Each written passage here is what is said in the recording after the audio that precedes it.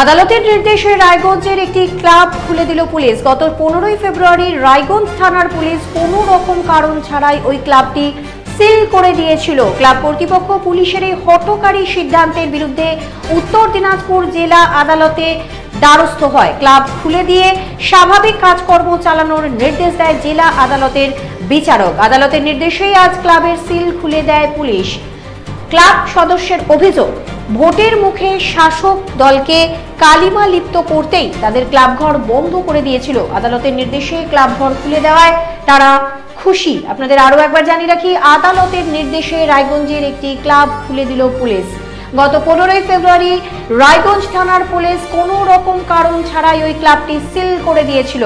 Club কর্তৃপক্ষ পুলিশের এই হঠকারী সিদ্ধান্তের বিরুদ্ধে উত্তর দিনাজপুর জেলা আদালতের দ্বারস্থ হয়। ক্লাব খুলে দিয়ে স্বাভাবিক কাজকর্ম চালানোর নির্দেশ দেয় জেলা আদালতের বিচারক। আদালতের নির্দেশেই আজ ক্লাবের সিল খুলে দেয় পুলিশ। ক্লাব সদস্যের অভিযোগ, ভোটের মুখে শাসক দলকে কালিমা লিপ্ত করতেই তাদের ক্লাব ঘর বন্ধ করে দিয়েছিল। আদালতের নির্দেশে ক্লাব ঘর খুলে দেওয়ায় তারা খুশি।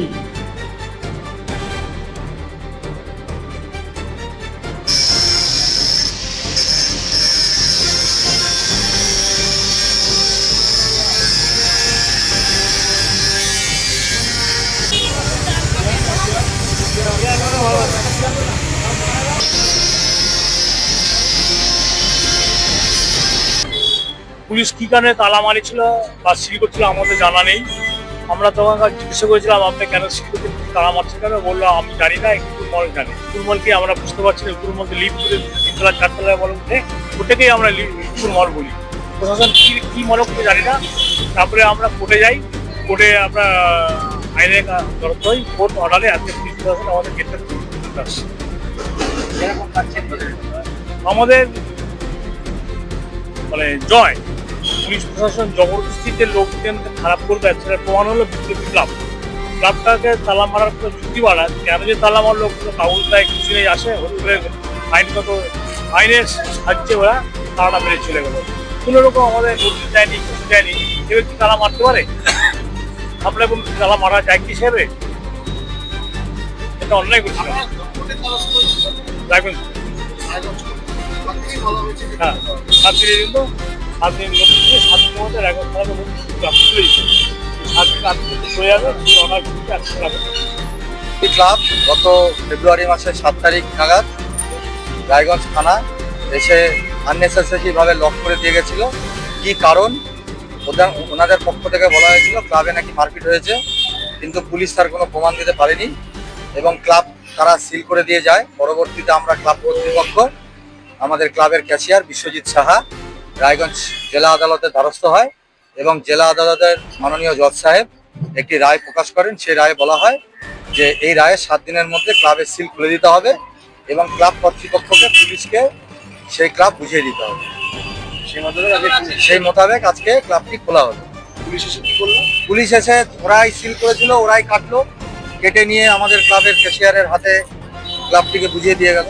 বলছি, যতদূর জানি এই ক্লাব তো তৃণমূল আশ্রিত ক্লাব এবং তৃণমূলেরই ক্লাব, সেই যত ছেলেপেলে আছে তৃণমূলের সমর্থক। সেই জায়গায় দাঁড়িয়ে বর্তমান শাসক দল, প্রশাসন সবাই মিলে এই যে ঘটনাটা ঘটলো, চোখে দেখছেন? দেখুন, আমরা অবশ্যই তৃণমূল কংগ্রেস দল এবং আমাদের ক্লাবে এখনো তৃণমূলের পতাকা ঝুলছে।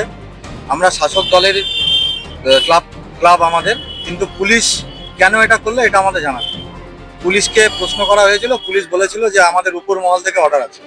এবার উপর মহলটা কে আমাদের জানা নেই।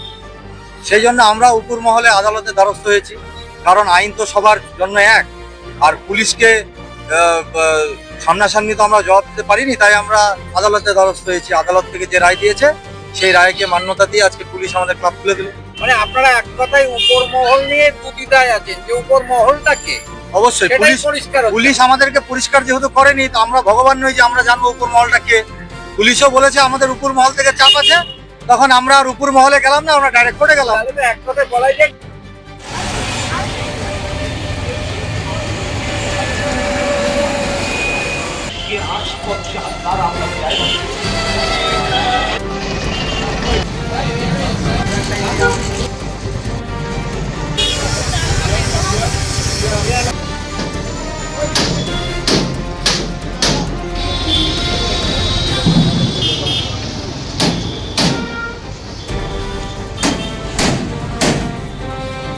ভাই।